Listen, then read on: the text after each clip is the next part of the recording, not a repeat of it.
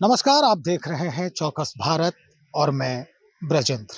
हर रोज की भांति आज भी विधानसभा और विधान परिषद के सत्र की शुरुआत में जिस तरह से तख्ती और बैनर नजर आते हैं, आज भी नजर आने लगे।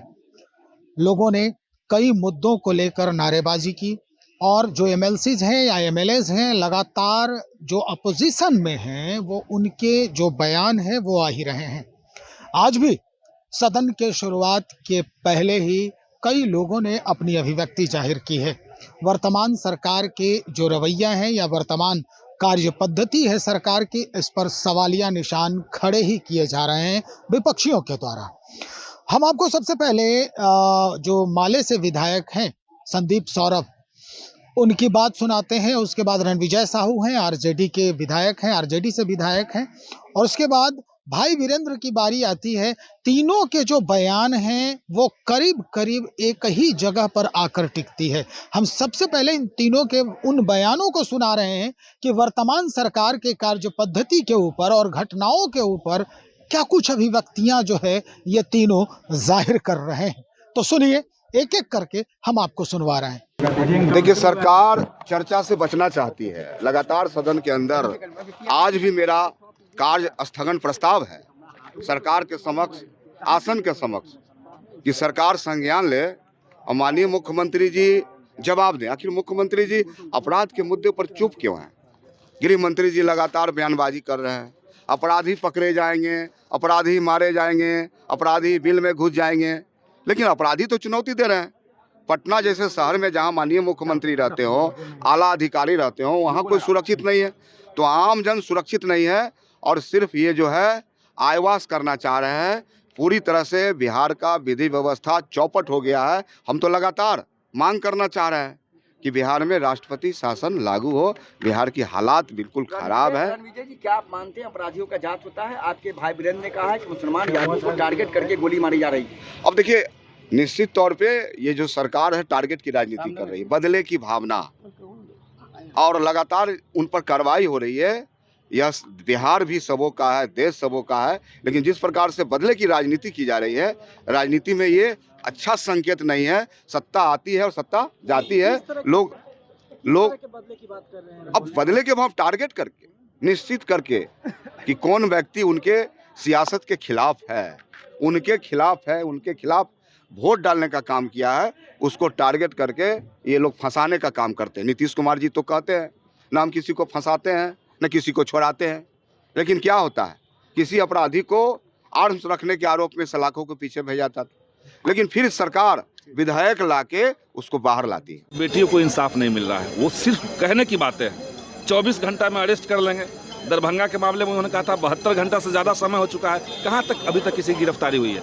तो कोई कार्रवाई नहीं, कोई गिरफ्तारी नहीं। और सरकार की जो भाषा है, आपने देखा 2 दिन पहले बिहार विधान परिषद में माननीय मुख्यमंत्री की जो भाषा थी, सदन के अंदर बिहार के मुख्यमंत्री अगर महिलाओं का अपमान करेंगे, महिलाओं का सम्मान नहीं करेंगे, तो यही तो बलात्कार की मानसिकता को बढ़ावा देने वाला चीज़ है।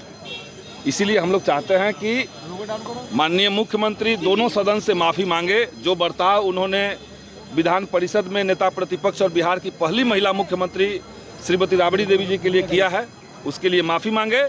और साथ ही साथ पूरे बिहार के अंदर अलग अलग जिलों में प्रत्येक दिन जो घटनाएं हो रही है, उसको लेकर के सरकार व्हाइट पेपर रिलीज़ करे, एक श्वेत पत्र जारी करे, और उसमें हर घटना का डिटेल हो कि कहाँ पे क्या कार्रवाई अब तक हुई है, और पूरे बिहार को कॉन्फिडेंस मिला है। ये हम लोग सरकार संदीप सौरभ जी, सवाल है कि मामला रखा और यादव जो है वही अपराधी है, उसको टारगेट कर रही है यह सरकार।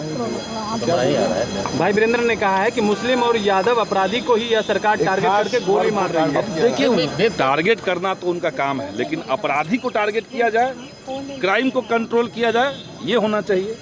क्राइम कौन कर रहा है, कौन नहीं कर रहा है, ये इसका हम नहीं कर रहे हैं, लेकिन अगर अपराध हो रहा है उसको कंट्रोल होना चाहिए। और सबसे बड़ी बात कि महिलाओं के सवाल को लेकर के, बच्चियों के सवाल को लेकर के सरकार को तमाम घटनाओं को एक साथ ला करके श्वेत पत्र में उसको रिलीज करना है। सवाल है कि सरकार के पास कोई मुद्दा नहीं और सरकार को कुछ करने का भीतर से मन भी नहीं है।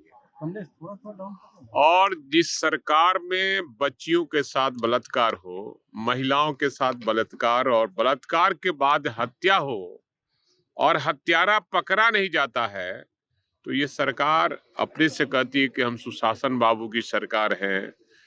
न कोई फंसाता है, न कोई बचाता है, इस तरह की बातें हो रही है। और इस सूबे बिहार में हम अपराधी के खिलाफ हैं, लेकिन एक ही जाति के लोग अपराधी नहीं है। हर जाति में अपराधी है, तो केवल एक जाति के अपराधी को ही क्यों गोली मारी जा रही है, ये पूछना चाहते हैं सरकार से। और बिहार की जनता भी जानना चाहती है, एक जाति और एक धर्म के लोगों को ही केवल अपराधी क्यों घोषित कर रहे हैं आप। हम अपराधी के खिलाफ हैं, अपराधी के खिलाफ में कार्रवाई होनी चाहिए, लेकिन हर जाति में अपराधी है। बगल में बाढ़ है, मोकामा है, कई और जगह हैं जहां अपराधी दिन दहाड़े लोगों की गोलियां मार रहे हैं अपराधी, और दूसरे को फंसाया जा रहा है। तो सरकार इसकी जांच करे और अपराधी बचे भी नहीं।